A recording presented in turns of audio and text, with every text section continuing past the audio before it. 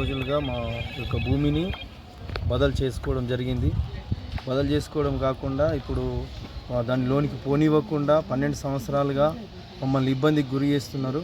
మా అద్దులు ఎకరం దున్నుకుంటున్నారు. ఇప్పుడు మరి ఎందుకు దున్నుకుంటున్నారని పోయితే మాయమిన్నే ఎఫ్ఐఆర్ చేసి పోలీస్ కేసు పెట్టడం జరిగింది.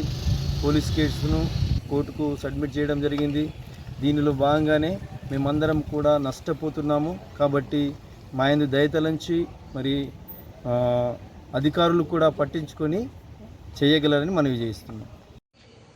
ఇసపల్లి గ్రామంలో నీరెడ్డి సాయి అనేటువంటి దళిత రైతుకు సంబంధించిన భూమి మార్చుకుందామనే పేరుతో గతంలో వాళ్ళ పెద్దవాళ్ళు ఉన్నప్పుడు మార్చుకున్నారు. అప్పుడు పోవటానికి తోవ ఉన్నది, అన్నీ ఉన్నాయి, వాళ్ళు వ్యవసాయం చేసుకున్నారు.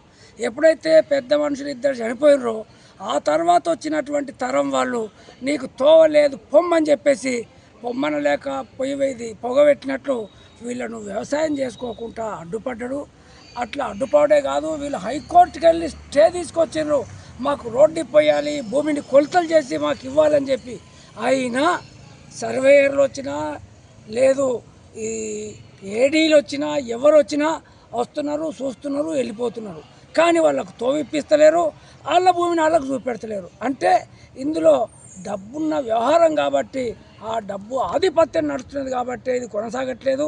ఇప్పటికైనా వెంటనే పై అధికారులు కోర్టు ఇచ్చినటువంటి అధికారాల ప్రకారం లేదు, వాళ్ళు ఇచ్చినటువంటి ఆదేశాల ప్రకారం వెంటనే దళిత రైతుకు తోవ చూపెడతారా, లేకుంటే వీళ్ళ భూమిని వీళ్ళకి ఇప్పిస్తారా, ఇప్పించాలని చెప్పి ఈ సందర్భంగా నేను డిమాండ్. మండలంలోని ఇసాపల్లి గ్రామంలో నీరెడ్డి సాయన్న అనే ఒక దళిత రైతు గత 12 సంవత్సరాలుగా తన వ్యవసాయ భూమిలోకి ఒక పెద్ద రైతు అడ్డగించడం వల్ల 12 సంవత్సరాలుగా తన భూమిలో వ్యవసాయం చేసుకోలేకపోతున్నాడు.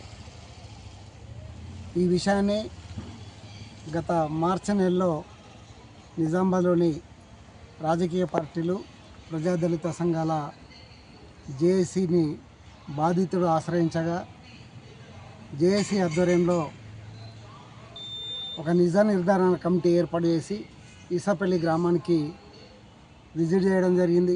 దాంట్లో భాగంగా బాధితుడు, అతని శ్రేయోభిలాషులు, అలాగే ఎవరైతే భూమిని రోడ్డు లేకుండా అడ్డగిస్తున్నాడో ఆ రైతును, ఆ రైతుతో పాటు ఆయనకు మద్దతుగా వచ్చిన ఇంకొంతమందిని కూడా కలిసి మాట్లాడడం జరిగింది. చెప్పవలసిన అంశం ఇది.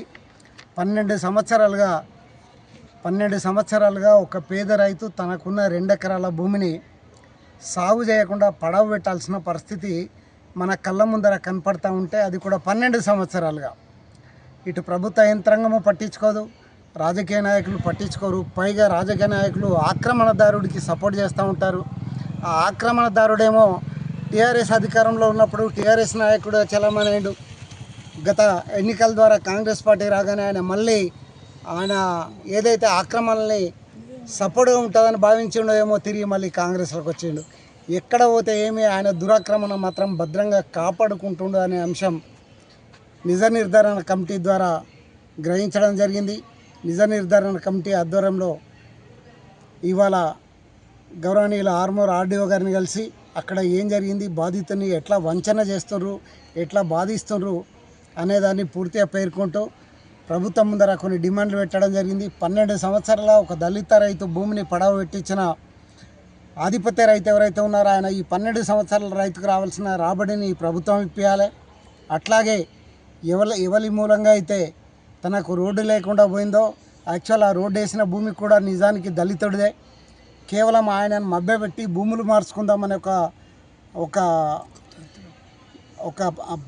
ప్రతిపాదన పెట్టి ఆయన భూమిని తీసుకొని లోపల భూమిని ఈయన కంటగట్టి చివరిగా ఇప్పుడు రోడ్డు ఇవ్వకపోతే ఆ రైతు భూమి అమ్మేసుకుంటాడు అనే ఒక కుట్ర దీంట్లో కనపడుతుంది. కాబట్టి ఇవాళ మీడియా మిత్రుల ద్వారా ఈ ప్రభుత్వ యంత్రాంగాన్ని మేము డిమాండ్ చేస్తూ ఉన్నాం. దళితుడికి ఆయన భూమి ఆయనకు తిరిగి ఇవ్వాలా. అట్లీస్ట్ అది ప్రభుత్వ యంత్రాంగానికి చేత కాకపోతే ఆ రోడ్డును వాడుకునే అవకాశమైనా కానీ ఈ దళిత రైతుకి ఇప్పించాలని చెప్పి డిమాండ్ చేస్తున్నాం.